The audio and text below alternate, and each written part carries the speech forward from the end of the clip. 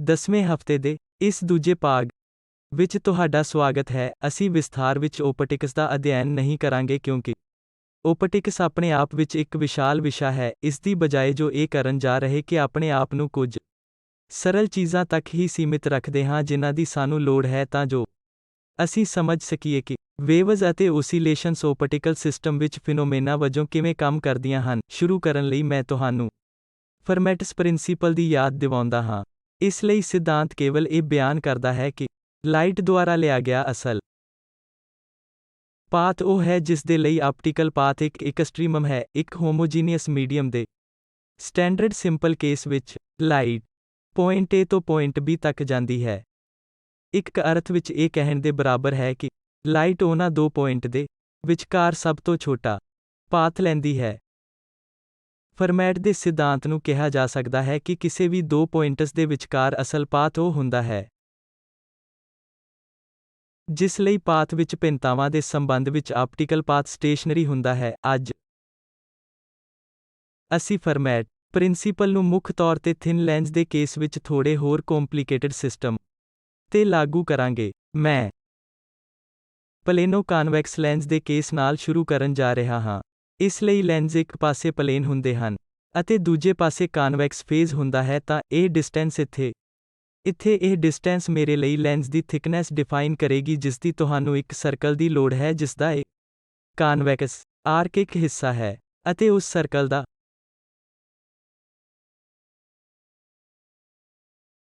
Radius ਜਿਸਨੂੰ capital R ਦੁਆਰਾ ਦਰਸਾਇਆ ਗਿਆ ਹੈ ਇਸ ਲੈਂਸ ਦੀ ਕਰਵੇਚਰ ਦਾ ਰੇਡੀਅਸ ਹੈ। ਜਦੋਂ ਵੀ ਇਹ d ਜੋ ਕਿ ਲੈਂਸ ਦੀ ਥਿਕਨੈਸ ਹੈ ਕਰਵੇਚਰ ਦੇ ਰੇਡੀਅਸ ਨਾਲੋਂ ਬਹੁਤ ਛੋਟੀ ਹੁੰਦੀ ਹੈ ਤਾਂ ਤੁਸੀਂ ਇਸ ਨੂੰ ਇੱਕ ਥਿਨ ਲੈਂਸ ਕਹਿੰਦੇ ਹੋ। ਮੈਂ ਇਹ ਮੰਨਣ ਜਾ ਰਿਹਾ ਹਾਂ ਕਿ ਇੱਕ ਪਲੇਨ ਵੇਵ ਲੈਫਟ ਸਾਈਡ ਤੋਂ ਆਉਂਦੀ ਹੈ ਜੋ ਕਿ ਸਾਡੀ ਕਨਵੈਨਸ਼ਨ ਹੋਵੇਗੀ ਕਿ ਅਸੀਂ ਜ਼ਿਆਦਾਤਰ ਪ੍ਰੋਬਲਮਸ ਵਿੱਚ ਇਸ ਨੂੰ ਲਗਭਗ ਮੰਨ ਲਈਏ ਕਿ ਲੈਫਟ ਸਾਈਡ ਤੋਂ ਇੱਕ ਇਨਸੀਡੈਂਟ ਪਲੇਨ ਵੇਵ ਆ ਰਹੀ ਹੈ ਅਤੇ ਮੈਂ ਇਹ ਵੀ ਮੰਨਣ ਜਾ ਰਿਹਾ ਹਾਂ ਕਿ ਇਸ ਪਲੇਨੋ ਕਾਨਵੈਕਸ ਲੈਂਸ ਦੇ ਮੀਡੀਅਮ ਵਿੱਚ ਇੱਕ ਰਿਫਰੈਕਟਿਵ ਇੰਡੈਕਸ ਮਿਊ ਹੈ ਅਤੇ ਆਮ ਤੌਰ ਤੇ ਤੁਸੀਂ ਇਹ ਮੰਨ ਸਕਦੇ ਹੋ ਕਿ ਇਸ ਲੰਬਾਈ ਤੋਂ ਬਾਹਰਲੇ ਮੀਡੀਅਮ ਦਾ ਰਿਫਰੈਕਟਿਵ ਇੰਡੈਕਸ 1 ਦੇ ਬਰਾਬਰ ਹੈ। ਹੁਣ ਆਓ ਅਸੀਂ ਇੱਕ ਕਿਰਨ ਤੇ ਫੋਕਸ ਕਰੀਏ ਜੋ ਓਪਟਿਕਲ ਐਕਸਿਸ ਤੋਂ ਡਿਸਟੈਂਸ r ਤੇ ਹੋਵੇਗੀ। ਇਸ ਕੇਸ ਵਿੱਚ ਇੱਥੇ ਓਪਟਿਕਲ ਐਕਸਿਸ ਨੂੰ ਇਸ ਰੈੱਡ ਲਾਈਨ ਦੁਆਰਾ ਦਰਸਾਇਆ ਗਿਆ ਹੈ। y ਐਕਸਿਸ ਦਾ origin ਇਸ ਰੈੱਡ ਲਾਈਨ ਨਾਲ ਮੇਲ ਖਾਂਦਾ ਹੈ। ਇਹ ਸਮਾਲ r ਮੇਰੇ ਲਈ ਓਪਟਿਕਲ ਐਕਸਿਸ ਤੋਂ ਕੁਝ ਆਰਬਿਟਰੇਰੀ ਡਿਸਟੈਂਸ ਨੂੰ ਪਰਿਭਾਸ਼ਿਤ ਕਰੇਗਾ। ਇਸ ਇਨਕਮਿੰਗ ਇਨਸੀਡੈਂਟ ਪਲੇਨ ਵੇਵ ਨਾਲ ਕੀ ਵਾਪਰਦਾ ਹੈ ਜਦੋਂ ਇਹ ਪਲੇਨੋ ਕਾਨਵੈਕਸ ਲੈਂਸ ਵਿੱਚੋਂ ਗੁਜ਼ਰਦੀ ਹੈ। ਇਸ ਲਈ ਜੇ ਤੁਸੀਂ ਇਸ ਰੈੱਡ ਲਾਈਨ ਦੇ ਨਾਲ ਓਪਟਿਕ ਐਕਸਿਸ ਦੇ ਨਾਲ ਹੋ ਤਾਂ ਇਸ ਰੈੱਡ ਲਾਈਨ ਦੇ ਨਾਲ ਆਉਣ ਵਾਲੀ ਕਿਰਨ ਲੈਂਸ ਦੇ ਅੰਦਰ ਅਤੇ ਪੂਰੇ ਡਿਸਟੈਂਸ d ਤੱਕ ਯਾਤਰਾ ਕਰੇਗੀ। ਜਿਵੇਂ ਕਿ ਤੁਸੀਂ ਦੇਖ ਸਕਦੇ ਹੋ ਦੂਜੇ ਪਾਸੇ ਉਹ ਕਿਰਨ ਜੋ ਇਸ ਰੈੱਡ ਲਾਈਨ ਤੋਂ ਡਿਸਟੈਂਸ r ਤੇ ਲੈਂਸ ਨਾਲ ਟਕਰਾ ਰਹੀ ਹੈ ਲੈਂਸ ਦੇ ਅੰਦਰ ਦੀ ਡਿਸਟੈਂਸ ਦੇ ਕੇਵਲ ਕੁਝ ਹਿੱਸੇ ਦੀ ਯਾਤਰਾ ਕਰੇਗਾ। ਇਹ ਇੱਕ ਹਿੱਸਾ ਹੈ ਜੋ ਲੈਂਸ ਦੇ ਅੰਦਰ ਪਾਰ ਕੀਤਾ ਜਾਵੇਗਾ ਅਤੇ ਇੱਕ ਹੋਰ ਭਾਗ ਹੈ ਜਿਸ ਦੀ ਯਾਤਰਾ ਲੈਂਸ ਤੋਂ ਬਾਹਰ ਕੀਤੀ ਜਾਵੇਗੀ। ਆਓ ਇਸ ਨੂੰ ਟਾਈਮ t ਕਹਿੰਦੇ ਹਾਂ। ਵੇਵ ਫਰੰਟ ਨੂੰ ਲੈਂਸ ਦੇ ਅੰਦਰ ਇਸ ਡਿਸਟੈਂਸ d ਨੂੰ ਤੈਅ ਕਰਨ ਵਿੱਚ ਲੱਗਣ ਵਾਲਾ ਸਮਾਂ ਓਪਟਿਕ ਐਕਸਿਸ ਜਾਂ ਕੇਂਦਰੀ ਐਕਸਿਸ ਦੇ ਨਾਲ ਅਤੇ ਇਹ ਸਮਾਂ mu times d divided by c ਦੁਆਰਾ ਦਿੱਤਾ ਜਾਵੇਗਾ। c ਲਾਈਟ ਦੀ ਵੈਲੋਸਿਟੀ ਹੈ, d ਲੈਂਸ ਦੀ ਥਿਕਨੈਸ ਹੈ ਅਤੇ ਮਿਊ ਲੈਂਸ ਦੇ ਮੀਡੀਅਮ ਦਾ ਰਿਫਰੈਕਟਿਵ ਇੰਡੈਕਸ ਹੈ। ਹੁਣ ਉਸ ਵੇਵ ਫਰੰਟ ਨਾਲ ਕੀ ਹੁੰਦਾ ਹੈ ਜੋ ਇਸ ਐਕਸਿਸ ਤੋਂ ਡਿਸਟੈਂਸ r ਤੇ ਲੈਂਸ ਨੂੰ ਹਿੱਟ ਕਰਦੀ ਹੈ। ਅਸੀਂ ਜੋ ਜਾਣਨਾ ਚਾਹੁੰਦੇ ਹਾਂ ਉਹ ਇਹ ਹੈ ਕਿ ਵੇਵ ਫਰੰਟ ਉਸੇ ਟਾਈਮ t ਵਿੱਚ ਕਿੰਨੀ ਦੂਰੀ ਤੈਅ ਕਰਦੀ ਹੈ। ਤੁਸੀਂ ਇਸ ਡਾਇਗਰਾਮ ਤੇ ਇੱਕ ਨਜ਼ਰ ਮਾਰ ਸਕਦੇ ਹੋ ਜੋ ਕਿ ਲਗਭਗ ਉਹੀ ਡਾਇਗਰਾਮ ਹੈ ਜੋ ਮੇਰੇ ਕੋਲ ਇੱਥੇ ਹੈ ਪਰ ਮੈਂ ਇਸ ਪਾਰਟਿਕੂਲਰ ਰੇ ਤੇ ਫੋਕਸ ਕਰਨ ਦੀ ਕੋਸ਼ਿਸ਼ ਕੀਤੀ ਹੈ ਜੋ ਆਉਂਦੀ ਹੈ ਅਤੇ ਓਪਟਿਕ ਐਕਸਿਸ ਤੋਂ ਡਿਸਟੈਂਸ r ਤੇ ਲੈਂਸ ਨੂੰ ਹਿੱਟ ਕਰਦੀ ਹੈ। ਹੁਣ ਇਸ ਚਿੱਤਰ ਦੀ ਜਿਓਮੈਟਰੀ ਤੋਂ ਤੁਸੀਂ ਹੇਠ ਲਿਖੇ ਇਕੁਏਸ਼ਨ ਨੂੰ ਲਿਖਣ ਲਈ ਪਾਇਥਾਗੋਰਸ ਥਿਓਰਮ ਦੀ ਵਰਤੋਂ ਕਰ ਸਕਦੇ ਹੋ। r minus x whole square plus small r square equal to r square ਹੈ। ਇਹ x ਲਈ ਸੋਲਿਊਸ਼ਨ ਹੈ। ਇਹ ਇੱਕ ਵੈਲਿਊ ਨਹੀਂ ਹੋ ਸਕਦੀ ਹੈ ਜੋ ਕਿ r ਤੋਂ ਵੱਡੀ ਹੋਵੇ। ਜੇਕਰ ਮੈਂ ਪਲਸ ਸਾਈਨ ਨੂੰ ਸੋਲਿਊਸ਼ਨ ਵਿੱਚ ਰੱਖਦਾ ਹਾਂ ਤਾਂ ਇਹ ਮੈਨੂੰ ਦੱਸੇਗਾ ਕਿ x ਦੀ ਵੈਲਿਊ ਜੋ r ਤੋਂ ਵੱਡੀ ਹੋਵੇਗੀ। ਮੈਂ x ਨੂੰ r minus square root of r square minus r square ਲਵਾਂਗਾ। ਹੁਣ ਅਸੀਂ ਬਾਇਨੋਮੀਅਲ ਅਪਰੋਕਸੀਮੇਸ਼ਨ ਕਰਦੇ ਹਾਂ। ਇਸ ਲਈ ਬਾਇਨੋਮੀਅਲ ਅਪਰੋਕਸੀਮੇਸ਼ਨ ਹੇਠ ਲਿਖੀ ਟਾਈਪ ਦਾ ਹੁੰਦਾ ਹੈ। ਜੇ ਮੇਰੇ ਕੋਲ ਇਸ ਟਾਈਪ ਦਾ ਫੰਕਸ਼ਨ ਹੈ 1 plus x to the power half ਜਾਂ ਆਮ ਤੌਰ ਤੇ ਮੈਂ 1 plus ਜਾਂ minus x to the power half ਨੂੰ ਕੰਸੀਡਰ ਕਰ ਸਕਦਾ ਹਾਂ। ਇਹ ਅਪਰੋਕਸੀਮੇਟਲੀ ਇਕੁਅਲ ਟੂ 1 plus ਜਾਂ ਮਾਈਨਸ ਹਾਫ ਇਨਟੂ x ਹੋਵੇਗਾ। ਇਹ ਅਸਲ ਵਿੱਚ ਇੱਕ ਇਨਫਾਈਨਾਈਟ ਸੀਰੀਜ਼ ਹੈ ਜਿਸ ਨੂੰ ਅਸੀਂ ਸਮਾਪਤ ਕਰ ਰਹੇ ਹਾਂ ਇਸ ਪੁਆਇੰਟ ਤੇ, ਅਤੇ ਇਹ ਅਪਰੋਕਸੀਮੇਸ਼ਨ ਕੇਵਲ ਤਾਂ ਹੀ ਕੰਮ ਕਰੇਗਾ ਜੇ x ਇੱਕ ਨਾਲੋਂ ਬਹੁਤ ਛੋਟਾ ਹੈ। ਇਹ ਉਹ ਰਿਜ਼ਲਟ ਹੈ ਜੋ ਅਸੀਂ ਚਾਹੁੰਦੇ ਹਾਂ। ਇਸ ਲਈ ਐਕਸਿਸ ਤੋਂ ਡਿਸਟੈਂਸ r ਤੇ ਵੇਵ ਫਰੰਟ ਦੁਆਰਾ ਲੈਂਸ ਦੇ ਅੰਦਰ ਤੈਅ ਕੀਤੀ ਗਈ ਦੂਰੀ, ਜੋ ਕਿ ਬਹੁਤ ਮਹੱਤਵਪੂਰਨ ਹੈ, ਇਹ ਵੇਵ ਫਰੰਟ ਦੁਆਰਾ ਤੈਅ ਕੀਤੀ ਗਈ ਦੂਰੀ ਹੈ, ਪਰ ਲੈਂਸ ਦੇ ਅੰਦਰ ਇਹ d minus r square by 2r ਦੁਆਰਾ ਦਿੱਤੀ ਗਈ ਹੈ। ਇਸ ਤੋਂ ਇਲਾਵਾ ਇਹ ਲੈਂਸ ਤੋਂ ਬਾਹਰ ਇੱਕ ਨਿਸ਼ਚਿਤ ਡਿਸਟੈਂਸ ਵੀ ਤੈਅ ਕਰਦਾ ਹੈ। ਜੇਕਰ ਅਸੀਂ ਇਸ ਡਿਸਟੈਂਸ ਨੂੰ ਇਸ z ਦੁਆਰਾ ਦਰਸਾਉਂਦੇ ਹਾਂ, ਇਸ ਲਈ ਲੈਂਸ ਦੇ ਬਾਹਰ ਵੇਵ ਫਰੰਟ ਦੁਆਰਾ ਪਾਰ ਕੀਤੀ ਗਈ ਦੂਰੀ ਨੂੰ r square by 2r plus z ਦੁਆਰਾ ਦਰਸਾਇਆ ਜਾਵੇਗਾ। ਇੱਥੇ ਮੈਂ ਲਾਜ਼ਮੀ ਤੌਰ ਤੇ ਲੈਫਟ ਹੈਂਡ ਸਾਈਡ ਦੇ ਸਮੇਂ ਨੂੰ ਬਰਾਬਰ ਕੀਤਾ ਹੈ ਜੋ ਕਿ ਓਪਟਿਕ ਐਕਸਿਸ ਦੇ ਨਾਲ-ਨਾਲ ਡਿਸਟੈਂਸ d ਨੂੰ ਪਾਰ ਕਰਨ ਲਈ ਲਿਆ ਗਿਆ ਸਮਾਂ ਹੈ, ਅਤੇ ਰਾਈਟ ਹੈਂਡ ਸਾਈਡ ਇੱਥੇ ਉਸੇ ਸਮੇਂ ਵਿੱਚ ਕੁਝ ਡਿਸਟੈਂਸ ਤੈਅ ਕਰਨ ਵਿੱਚ ਲੱਗਣ ਵਾਲਾ ਸਮਾਂ ਹੈ ਜੋ ਇਹ ਮੈਨੂੰ ਦੇਣ ਜਾ ਰਿਹਾ ਹੈ। ਜੇ ਤੁਹਾਨੂੰ ਯਾਦ ਹੈ ਕਿ z ਕੋਈ ਆਰਬਿਟਰੇਰੀ ਪੁਆਇੰਟ ਹੈ ਜਿਸ ਤੱਕ ਸਾਡੀ ਰੇ ਨੇ ਟਾਈਮ t ਵਿੱਚ ਯਾਤਰਾ ਕੀਤੀ ਹੈ, z ਦੀ ਵੈਲਿਊ r ਤੇ ਨਿਰਭਰ ਕਰਦੀ ਹੈ। ਇਹ ਇਸ ਗੱਲ ਤੇ ਨਿਰਭਰ ਕਰਦਾ ਹੈ ਕਿ ਤੁਸੀਂ ਓਪਟਿਕ ਐਕਸਿਸ ਤੋਂ ਕਿੰਨੀ ਦੂਰ ਹੋ, ਅਤੇ ਇਹ ਹੁਣ r ਤੇ ਵੀ ਕੁਆਡਰੈਟਿਕਲੀ ਨਿਰਭਰ ਕਰਦਾ ਹੈ। ਮੈਂ ਵਾਪਸ ਜਾ ਸਕਦਾ ਹਾਂ ਅਤੇ ਇਸ ਨੂੰ ਦਰਸਾਉਣ ਲਈ ਇੱਥੇ ਇੱਕ ਚਿੱਤਰ ਬਣਾ ਸਕਦਾ ਹਾਂ। ਮੈਨੂੰ ਇਹ ਨੀਲੇ ਰੰਗ ਵਿੱਚ ਦਿਖਾਉਣ ਦਿਓ ਕਿ ਤਾਂ ਇਹ ਕੁਝ ਇਸ ਤਰ੍ਹਾਂ ਦਿਖਾਈ ਦੇਵੇਗਾ। ਇਹ ਸਾਨੂੰ ਕੀ ਦੱਸਦਾ ਹੈ? ਇਹ ਸਾਨੂੰ ਦੱਸਦਾ ਹੈ ਕਿ ਉਹ ਸਾਰੇ ਪੁਆਇੰਟ ਜੋ ਵੇਵ ਫਰੰਟ ਬਣਾਉਂਦੇ ਹਨ, ਉਹ ਇਸ ਲਾਈਨ ਤੋਂ ਡਿਸਟੈਂਸ z ਤੇ ਹਨ ਜੋ ਮੇਰੇ ਕੋਲ ਇੱਥੇ ਹੈ। ਅਤੇ ਇਹਨਾਂ ਸਾਰੇ ਪੁਆਇੰਟਸ ਦੇ ਲੋਕਸ ਤੇ ਇਹ r ਸਕੁਏਅਰ ਡਿਪੈਂਡੈਂਸ ਹੈ। ਤੁਸੀਂ ਕਹਿ ਸਕਦੇ ਹੋ ਕਿ 3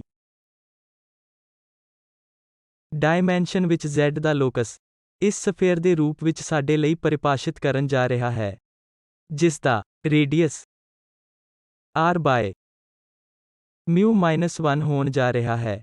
ਇਸ ਦਾ ਮਤਲਬ ਇਹ ਵੀ ਹੈ ਕਿ ਉਸ ਸਫੇਅਰ ਦੇ ਕੇਂਦਰ ਵਿੱਚ ਕਨਵਰਜੈਂਸ ਦਾ ਇੱਕ ਪੁਆਇੰਟ ਹੋਣ ਵਾਲਾ ਹੈ। ਇਸ ਲਈ ਦੂਜੇ ਸ਼ਬਦਾਂ ਵਿੱਚ, ਜੇ ਮੇਰੇ ਕੋਲ ਕੋਈ ਆਬਜੈਕਟ ਹੈ ਜੋ ਇਨਫਿਨਿਟੀ ਤੇ ਰੱਖਿਆ ਗਿਆ ਹੈ, ਅਤੇ ਇੱਕ ਇਨਕਮਿੰਗ ਵੇਵ ਫਰੰਟ ਹੈ ਜਿਸ ਨੂੰ ਅਸੀਂ ਇੱਕ ਪਲੇਨ ਵੇਵ ਮੰਨਿਆ ਹੈ, ਇਹ ਪਲੇਨੋ ਕਾਨਵੈਕਸ ਲੈਂਸ ਨਾਲ ਟਕਰਾ ਰਹੀ ਹੈ।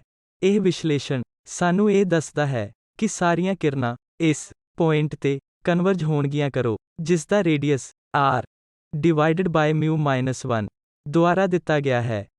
ਇਸ ਕੇਸ ਵਿੱਚ ਪਾਵਰ ਸਿਰਫ μ-1 ਬਾਏ r ਹੋਵੇਗੀ, ਜੋ ਕਿ equal to 1 by the focal length ਹੈ। ਇਹ ਸਾਨੂੰ ਲੈਂਸ ਦੀ ਪਾਵਰ ਦਾ ਅਪਰੋਕਸੀਮੇਸ਼ਨ ਦਿੰਦਾ ਹੈ ਜੋ ਕਿ ਇਸ ਦੀ ਕਿ ਪ੍ਰਕਾਸ਼ ਦੀ ਆਉਣ ਵਾਲੀ ਕਿਰਨ ਨੂੰ ਮੋੜਨ ਦੀ ਸਮਰੱਥਾ ਹੈ। ਹੁਣ ਅਸੀਂ ਵੀ ਇਸੇ ਤਰ੍ਹਾਂ ਦੀ ਪ੍ਰੋਬਲਮ ਕਰਾਂਗੇ, ਪਰ ਫਰਮੇਟਸ ਸਿਧਾਂਤ ਦੀ ਵਰਤੋਂ ਕਰਕੇ ਥੋੜੀ ਜਿਹੀ ਵੱਖਰੀ ਤਰ੍ਹਾਂ ਨਾਲ। ਤਾਂ ਇਹ ਇੱਕ ਲੈਂਸ ਨਹੀਂ ਹੈ ਜੋ ਮੇਰੇ ਕੋਲ ਹੈ, ਇੱਕ ਸਰਫੇਸ, ਇੱਕ ਰਿਫਰੈਕਟਿੰਗ ਸਰਫੇਸ ਹੈ। ਇਸ ਲਈ ਸਰਫੇਸ ਇਸ SPM ਦੁਆਰਾ ਦਿੱਤੀ ਗਈ ਹੈ, ਅਤੇ ਸਾਡੇ ਕੋਲ ਇੱਕ ਆਬਜੈਕਟ ਹੈ। ਮੰਨ ਲਓ ਕਿ ਇੱਥੇ ਪੋਜੀਸ਼ਨ O ਤੇ ਅਤੇ Q ਕੋਈ ਵੀ ਪੁਆਇੰਟ ਹੈ ਜਿਵੇਂ ਕਿ O P Q ਮਿਲ ਕੇ ਇੱਕ ਸਟ੍ਰੇਟ ਲਾਈਨ ਬਣਾਉਂਦੇ ਹਨ। ਨਿਰਸੰਦੇਹ ਇਹ ਦੇਖਦੇ ਹੋਏ ਕਿ ਉਹ ਕੋਈ ਆਬਜੈਕਟ ਜਾਂ ਕੋਈ ਅਜਿਹੀ ਪੋਜੀਸ਼ਨ ਹੈ ਜਿੱਥੇ ਇਸ ਨੂੰ ਇਸ ਕਰਵਡ ਸਰਫੇਸ ਦੇ ਦੂਜੇ ਪਾਸੇ ਰਿਫਰੈਕਸ਼ਨ ਤੋਂ ਬਾਅਦ ਚਿਤਰਿਆ ਜਾਵੇਗਾ। ਕੈਪੀਟਲ R ਇਸ ਕਰਵਡ ਸਰਫੇਸ ਦੀ ਕਰਵੇਚਰ ਦਾ ਰੇਡੀਅਸ ਹੈ। ਹੁਣ ਆਓ ਅਸੀਂ ਟਰਾਇੰਗਲ ਦੇ ਕੋਸਾਈਨ ਲਾਅ ਦੀ ਵਰਤੋਂ ਕਰਦੇ ਹੋਏ ਇਸ ਟਰਾਇੰਗਲ SOC ਨੂੰ ਵੇਖ ਕੇ ਸ਼ੁਰੂ ਕਰੀਏ। ਮੈਂ OS ਲਈ ਹੇਠਾਂ ਦਿੱਤੀ ਇਕੁਏਸ਼ਨ ਨੂੰ ਲਿਖ ਸਕਦਾ ਹਾਂ।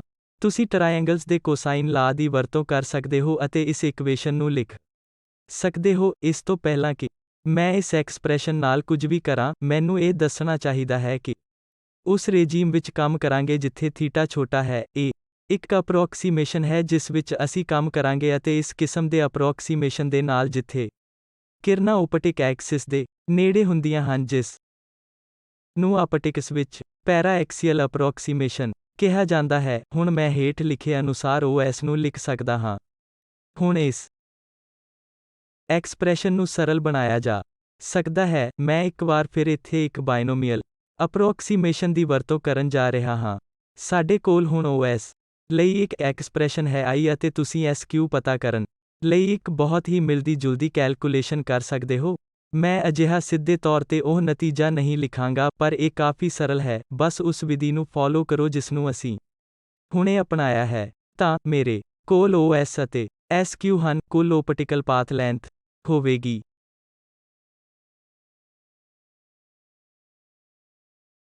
ਜਿਵੇਂ ਕਿ ਤੁਸੀਂ ਦੇਖ ਸਕਦੇ ਹੋ ਕਿ ਪਾਥ ਲੈਂਥ OS ਇੱਕ ਮੀਡੀਅਮ ਵਿੱਚ ਹੁੰਦੀ ਹੈ ਜਿੱਥੇ ਰਿਫਰੈਕਟਿਵ ਇੰਡੈਕਸ μ1 ਹੁੰਦਾ ਹੈ ਅਤੇ ਪਾਥ ਲੈਂਥ SQ ਇੱਕ ਮੀਡੀਅਮ ਵਿੱਚ ਹੁੰਦੀ ਹੈ ਜਿੱਥੇ ਰਿਫਰੈਕਟਿਵ ਇੰਡੈਕਸ μ2 ਹੁੰਦਾ ਹੈ। ਹੁਣ ਮੈਂ ਸਾਰੇ ਟਰਮਜ਼ ਨੂੰ ਇਕੱਠਿਆਂ ਕਲੈਕਟ ਕਰ ਲਿਆ ਹੈ ਅਤੇ ਉਹਨਾਂ ਨੂੰ ਐਡ ਕੀਤਾ ਹੈ। ਇਹ ਓਪਟੀਕਲ ਪਾਥ ਲੈਂਥ L ਲਈ ਮੇਰਾ ਐਕਸਪ੍ਰੈਸ਼ਨ ਹੈ। ਮੈਂ ਹੁਣ dL/d ਥੀਟਾ ਦਾ ਪਤਾ ਲਗਾਉਣਾ ਚਾਹੁੰਦਾ ਹਾਂ ਅਤੇ ਇਸ ਨੂੰ 0 ਦੇ ਬਰਾਬਰ ਸੈਟ ਕਰਨਾ ਚਾਹੁੰਦਾ ਹਾਂ। R ਕਰਵੇਚਰ ਕੈਪੀਟਲ R ਦਾ ਰੇਡੀਅਸ ਹੈ, ਇਸ ਲਈ ਇਹ 0 ਦੇ ਬਰਾਬਰ ਨਹੀਂ ਹੈ। ਇਸ ਲਈ ਇਹ 0 ਹੋ ਸਕਦਾ ਹੈ ਜਾਂ ਸਿਰਫ ਇਹ ਦੋ ਚੀਜ਼ਾਂ ਹੀ ਹੋ ਸਕਦੀਆਂ ਹਨ। ਇੱਕ ਸੰਭਵ ਹੈ ਕਿ ਥੀਟਾ 0 ਹੋ ਸਕਦਾ ਹੈ ਜਾਂ ਇਹ ਸਾਰਾ ਐਕਸਪ੍ਰੈਸ਼ਨ ਜੋ ਸਕੁਏਅਰ ਬ੍ਰੈਕਟਾਂ ਦੇ ਅੰਦਰ ਹੈ 0 ਹੋ ਸਕਦਾ ਹੈ। 0 ਦੇ ਬਰਾਬਰ ਥੀਟਾ ਮੈਨੂੰ ਇੱਕ ਸਟ੍ਰੇਟ ਲਾਈਨ ਪਾਥ ਦਿੰਦਾ ਹੈ ਅਤੇ ਇੱਥੇ ਕੇਵਲ ਇੱਕ ਪੋਸੀਬਲ ਸਟ੍ਰੇਟ ਲਾਈਨ ਪਾਥ ਹੈ। ਹੁਣ ਇੱਕ ਹੋਰ ਤਰੀਕਾ ਜਿਸ ਦੁਆਰਾ dL/d ਥੀਟਾ 0 ਹੋ ਸਕਦਾ ਹੈ ਉਹ ਹੈ ਜਦੋਂ ਸਕੁਏਅਰ ਬ੍ਰੈਕਟਾਂ ਦੇ ਅੰਦਰ ਇਹ ਕੁਆਂਟੀਟੀ 0 ਹੁੰਦੀ ਹੈ। ਇਹ ਜੋ ਅਸੀਂ ਇਸ ਕੰਡੀਸ਼ਨ ਤੋਂ ਪ੍ਰਾਪਤ ਕੀਤਾ ਹੈ ਕਿ dL/d ਥੀਟਾ = 0 ਹੋਣਾ ਚਾਹੀਦਾ ਹੈ। ਜੇ ਮੈਂ ਇਸ Pi ਨੂੰ ਕੁਝ y0 ਦੇ ਰੂਪ ਵਿੱਚ ਨਿਰਧਾਰਿਤ ਕਰਦਾ ਹਾਂ ਜਾਂ ਪੁਆਇੰਟ P ਤੋਂ ਇਮੇਜ ਦੀ ਦੂਰੀ ਹੈ, ਇਸ ਕੇਸ ਵਿੱਚ ਇਹ ਇਕੁਏਸ਼ਨ ਮੈਨੂੰ ਜੋ ਕੁਝ ਵੀ ਦੱਸਦਾ ਹੈ ਉਹ ਇਹ ਹੈ ਕਿ ਬਹੁਤ ਸਾਰੇ ਪੋਸੀਬਲ ਪਾਥ ਦਿਆ ਗਿਆ ਹੈ। ਇੱਥੇ ਪੁਆਇੰਟ ਇਹ ਹੈ ਕਿ ਟਾਈਪ OS L ਦੇ ਕਿਸੇ ਵੀ ਪਾਥ ਦੀ ਆਗਿਆ ਦਿੱਤੀ ਗਈ ਹੈ, ਬਸ਼ਰਤੇ ਕਿ ਮੈਂ y ਨੂੰ y0 ਨਾਲ ਪਛਾਣਦਾ ਹਾਂ। ਇਮੇਜ ਦਾ ਡਿਸਟੈਂਸ ਆਮ ਤੌਰ ਤੇ ਇਸ ਕਿਸਮ ਦੀਆਂ ਇਕੁਏਸ਼ਨਸ ਕੁਝ ਕਨਵੈਨਸ਼ਨ ਦੀ ਪਾਲਣਾ ਕਰਦੀਆਂ ਹਨ। ਉਦਾਹਰਨ ਲਈ ਜੇ ਤੁਸੀਂ ਇਸ ਚਿੱਤਰ ਤੇ ਵਾਪਸ ਜਾਂਦੇ ਹੋ ਜੋ ਸਾਡੇ ਕੋਲ ਇੱਥੇ ਹੈ, P ਦੇ ਖੱਬੇ ਪਾਸੇ ਦਾ ਡਿਸਟੈਂਸ ਆਮ ਤੌਰ ਤੇ ਇੱਕ ਨੈਗੇਟਿਵ ਸਾਈਨ ਲੈਂਦਾ ਹੈ ਅਤੇ P ਪੁਆਇੰਟ P ਦੇ ਸੱਜੇ ਪਾਸੇ ਦਾ ਇੱਕ ਡਿਸਟੈਂਸ ਪੋਜ਼ਿਟਿਵ ਸਾਈਨ ਲੈਂਦਾ ਹੈ। ਇਸ ਲਈ ਜੇਕਰ ਅਸਲ ਵਿੱਚ ਜੇ ਮੈਂ ਇਸ ਕਨਵੈਨਸ਼ਨ ਨੂੰ ਇੱਥੇ ਲਾਗੂ ਕਰਦਾ ਹਾਂ, ਇਸ ਇਕੁਏਸ਼ਨ ਨੂੰ ਦੁਬਾਰਾ ਇਸ ਤਰ੍ਹਾਂ ਲਿਖਿਆ ਜਾ ਸਕਦਾ ਹੈ। ਇੱਕ ਵਾਰ ਫਿਰ ਤੁਸੀਂ ਯਾਦ ਕਰ ਸਕਦੇ ਹੋ ਕਿ ਇਹ ਪਾਵਰ ਆਫ ਲੈਂਸ ਹੈ। ਹੁਣ ਮੈਂ ਚਿੱਤਰ ਨੂੰ ਥੋੜੇ ਜਿਹੇ ਵੱਖਰੇ ਢੰਗ ਨਾਲ ਦੁਬਾਰਾ ਤਿਆਰ ਕੀਤਾ ਹੈ ਤਾਂ ਜੋ ਅਸੀਂ ਸਨੇਲ ਦਾ ਰਿਫਲੈਕਸ਼ਨ ਦੇ ਲਾਅ ਦੀ ਵਰਤੋਂ ਕਰਕੇ ਉਹੀ ਨਤੀਜਾ ਪ੍ਰਾਪਤ ਕਰ ਸਕੀਏ। ਇੱਕ ਬੀਮ ਹੈ ਜੋ ਪੁਆਇੰਟ O ਤੋਂ S ਤੱਕ ਜਾਂਦਾ ਹੈ ਅਤੇ ਰਿਫਰੈਕਟ ਹੋ ਜਾਂਦਾ ਹੈ ਅਤੇ ਸੰਭਵ ਤੌਰ ਤੇ ਪੁਆਇੰਟ I ਤੇ ਕੇਂਦਰਿਤ ਹੋ ਜਾਂਦਾ ਹੈ। ਵੱਖ-ਵੱਖ ਕੋਣਾਂ ਨੂੰ ਪਰਿਭਾਸ਼ਿਤ ਕੀਤਾ ਜਾਂਦਾ ਹੈ α1, α2, ਬੀਟਾ ਅਤੇ ਇਹ ਪਰਪੈਂਡੀਕਿਊਲਰ ਵੀ ਹੁੰਦਾ ਹੈ ਜੋ ਕਿ ਉਚਾਈ h1 ਦਾ ਹੁੰਦਾ ਹੈ। ਸਾਡੇ ਲਈ ਦਿਲਚਸਪੀ ਦੀ ਗੱਲ ਇਹ ਹੈ ਕਿ ਇਹ 3 ਡਿਸਟੈਂਸ x ਹੈ ਜੋ ਕਿ ਪੁਆਇੰਟ P ਤੋਂ O ਡਿਸਟੈਂਸ ਹੈ ਅਤੇ P ਤੋਂ I ਤੱਕ ਦਾ ਡਿਸਟੈਂਸ ਹੈ ਜਿਸ ਨੂੰ y ਕਿਹਾ ਜਾਂਦਾ ਹੈ ਅਤੇ ਫਿਰ ਕਰਵੇਚਰ ਦਾ ਰੇਡੀਅਸ ਜੋ ਕਿ ਇਸ ਡਾਇਗਰਾਮ ਵਿੱਚ PC ਹੈ। ਰਿਫਰੈਕਟਿੰਗ ਪੁਆਇੰਟ ਤੇ ਮੈਨੂੰ ਇਸ ਟਾਈਪ ਦੀ ਇਕੁਏਸ਼ਨ ਲਿਖਣ ਦੇ ਯੋਗ ਹੋਣਾ ਚਾਹੀਦਾ ਹੈ। ਇਹ ਸਿਰਫ ਰਿਫਰੈਕਸ਼ਨ ਦੇ ਲਾ ਦਾ ਸਟੇਟਮੈਂਟ ਹੈ। ਮੈਂ ਇਹ ਮੰਨਣ ਜਾ ਰਿਹਾ ਹਾਂ ਕਿ φ1 ਅਤੇ φ2 ਸਮਾਲ ਹਨ, ਜਿਸ ਕੇਸ ਵਿੱਚ ਇਸ ਨੂੰ ਹੀ ਪੈਰਾਐਕਸੀਅਲ ਅਪਰੋਕਸੀਮੇਸ਼ਨ ਕਿਹਾ ਜਾਂਦਾ ਹੈ। ਇਸ ਲਈ ਇਹ ਲਾਈਨ ਜੋ ਕਿ C ਤੋਂ S ਤੱਕ ਜਾਂਦੀ ਹੈ ਸਧਾਰਨ ਤੌਰ ਤੇ ਪੁਆਇੰਟ S ਤੇ ਕਰਵਡ ਸਰਫੇਸ ਤੱਕ ਨੋਰਮਲ ਹੈ। ਇਸ ਲਈ ਇਹ ਮੇਰਾ φ1 ਹੋਵੇਗਾ ਅਤੇ ਇਸੇ ਤਰ੍ਹਾਂ ਇਹ ਮੇਰਾ φ2 ਹੋਣਾ ਚਾਹੀਦਾ ਹੈ। ਜੇ ਮੈਂ ਦੇਖਦਾ ਹਾਂ ਇਸ ਟਰਾਇੰਗਲ OSC ਦੇ ਕੋਣਾਂ ਦਾ ਜੋੜ 180 ਡਿਗਰੀ ਹੋਣਾ ਚਾਹੀਦਾ ਹੈ। ਇਹ ਇਕੁਏਸ਼ਨ ਹੇਠਾਂ ਲਿਖੇ ਅਨੁਸਾਰ ਸਰਲ ਹੋਵੇਗੀ। φ1 ਇਕੁਅਲ ਟੂ α1 ਪਲਸ ਬੀਟਾ ਹੈ। ਹੁਣ ਆਓ ਸਾਰੇ ਤਿੰਨਾਂ ਕੋਣਾਂ ਦੇ ਟਰਾਇੰਗਲ SCI ਨੂੰ ਵੀ ਵੇਖੀਏ। ਸਾਰੇ ਤਿੰਨ ਕੋਣਾਂ ਦਾ ਜੋੜ 180 ਡਿਗਰੀ ਹੈ। ਇਹ ਮੈਨੂੰ φ2 ਲਈ ਇੱਕ ਐਕਸਪ੍ਰੈਸ਼ਨ ਦੇਵੇਗਾ ਜੋ ਬੀਟਾ ਮਾਈਨਸ α2 ਹੋਵੇਗਾ। ਆਪਣੇ ਆਪ ਨੂੰ ਯਾਦ ਦਿਵਾਓ ਕਿ ਅਸੀਂ ਇੱਕ ਅਪਰੋਕਸੀਮੇਸ਼ਨ ਨੂੰ ਦੇਖ ਰਹੇ ਹਾਂ ਜਿੱਥੇ ਇਹ ਸਾਰੇ ਕੋਣ ਬਹੁਤ ਛੋਟੇ ਹਨ, ਜਿਸ ਸਥਿਤੀ ਵਿੱਚ ਸਾਈਨ φ1 ਨੂੰ ਅਪਰੋਕਸੀਮੇਟਲੀ tan α1 ਪਲਸ tan ਬੀਟਾ ਦੇ ਤੌਰ ਤੇ ਲਿਖਿਆ ਜਾ ਸਕਦਾ ਹੈ। ਤੁਸੀਂ ਸਿਰਫ ਸਾਈਨ A ਪਲਸ B ਨੂੰ ਐਕਸਪੈਂਡ ਕਰਦੇ ਹੋ ਅਤੇ ਲਗਾਤਾਰ ਲਾਗੂ ਕਰਦੇ ਹੋ ਕਿ ਸਾਰੇ ਕੋਣ ਕਾਫੀ ਛੋਟੇ ਹਨ ਅਤੇ ਫਿਰ ਹਰ ਵਾਰ ਜਦੋਂ ਵੀ ਤੁਹਾਡੇ ਕੋਲ ਸਾਈਨ ਆਫ ਥੀਟਾ ਹੁੰਦਾ ਹੈ ਤਾਂ ਤੁਸੀਂ ਇਸ ਨੂੰ tan ਥੀਟਾ ਦੁਆਰਾ ਬਦਲ ਸਕਦੇ ਹੋ। ਇੱਕ ਵਾਰ ਫਿਰ ਯਾਦ ਰੱਖੋ ਕਿ ਅਸੀਂ ਸਮਾਲ ਐਂਗਲ ਅਪਰੋਕਸੀਮੇਸ਼ਨ ਵਿੱਚ ਕੰਮ ਕਰ ਰਹੇ ਹਾਂ, ਜਿਸ ਸਥਿਤੀ ਵਿੱਚ ਇਹ ਡਿਸਟੈਂਸ PD ਇੰਨਾ ਘੱਟ ਹੈ ਕਿ ਅਸੀਂ ਡਿਸਟੈਂਸ ਨੂੰ ਇਗਨੋਰ ਕਰ ਸਕਦੇ ਹਾਂ ਅਤੇ ਇਸ ਡਿਸਟੈਂਸ O ਅਤੇ D ਨੂੰ S ਹੋਣ ਲਈ ਡਿਸਟੈਂਸ ਮੰਨ ਸਕਦੇ ਹਾਂ। ਇਸ ਲਈ PD ਨੂੰ ਛੋਟਾ ਲੈਣਾ ਫਿਰ ਤੋਂ ਥਿਨ ਲੈਂਸ ਅਪਰੋਕਸੀਮੇਸ਼ਨ ਦੇ ਨਾਲ ਮੇਲ ਖਾਂਦਾ ਹੈ। P ਅਤੇ D ਇੰਨੇ ਨੇੜੇ ਹਨ ਕਿ ਅਸੀਂ ਉਸ ਛੋਟੇ ਡਿਫਰੈਂਸ ਨੂੰ ਇਗਨੋਰ ਨਹੀਂ ਕਰ ਸਕਦੇ ਅਤੇ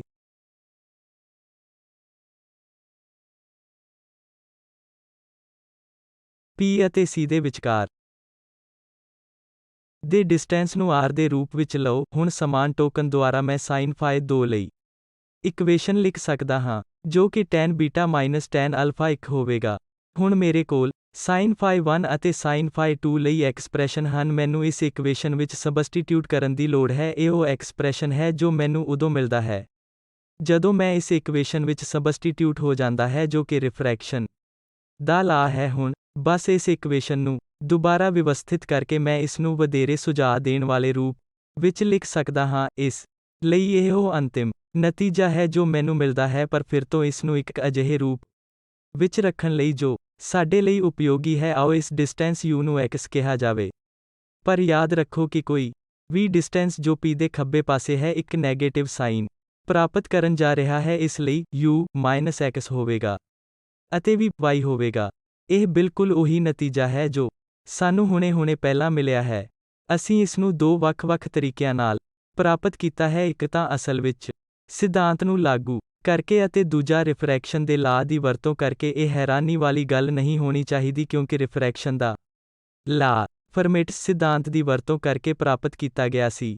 ਇੰਜ ਜਾਪਦਾ ਹੈ ਕਿ ਹਰ ਚੀਜ਼ ਸਾਡੇ ਲਈ ਕੰਸਿਸਟੈਂਟ ਹੈ ਅਤੇ ਇੱਥੇ ਰਾਈਟ ਹੈਂਡ ਸਾਈਡ ਦੀ ਕੁਆਂਟੀਟੀ μ2 μ1 ਡਿਵਾਈਡਡ ਬਾਏ r ਹੈ। ਫਿਰ ਤੋਂ ਉਸ ਇਕੁਅਲ ਟੂ ਪਾਵਰ ਜਾਂ P ਜੋ ਕਿ ਲੈਂਸ ਦੀ ਪਾਵਰ ਹੈ। ਤੁਹਾਡੇ ਕੋਲ ਲਾਈਟ ਬੀਮ ਇੱਕ ਮੀਡੀਅਮ ਤੋਂ ਦੂਜੇ ਮੀਡੀਅਮ ਵਿੱਚ ਜਾ ਰਹੀ ਹੈ ਜਿਸ ਨੂੰ ਰਿਫਰੈਕਟਿਵ ਇੰਡੈਕਸ μ1 ਅਤੇ μ2 ਦੁਆਰਾ ਦਰਸਾਇਆ ਗਿਆ ਹੈ। ਸਾਡੇ ਕੋਲ ਡਿਨੋਮੀਨੇਟਰ ਵਿੱਚ μ2 μ1 ਹੈ ਅਤੇ μ-1 ਦੀ ਬਜਾਏ ਜੋ ਸਾਡੇ ਕੋਲ ਪਹਿਲਾਂ ਸੀ। ਹੁਣ ਅਗਲੇ ਲੈਕਚਰ ਵਿੱਚ ਅਸੀਂ ਇਹਨਾਂ ਸਾਰੇ ਨਤੀਜਿਆਂ ਨੂੰ ਇਕੱਠਿਆਂ ਕਰਨ ਦੀ ਕੋਸ਼ਿਸ਼ ਕਰਾਂਗੇ ਤਾਂ ਜੋ ਥਿਨ ਲੈਂਥ ਵਾਸਤੇ ਇੱਕ ਇਕੁਏਸ਼ਨ ਪ੍ਰਾਪਤ ਕੀਤੀ ਜਾ ਸਕੇ।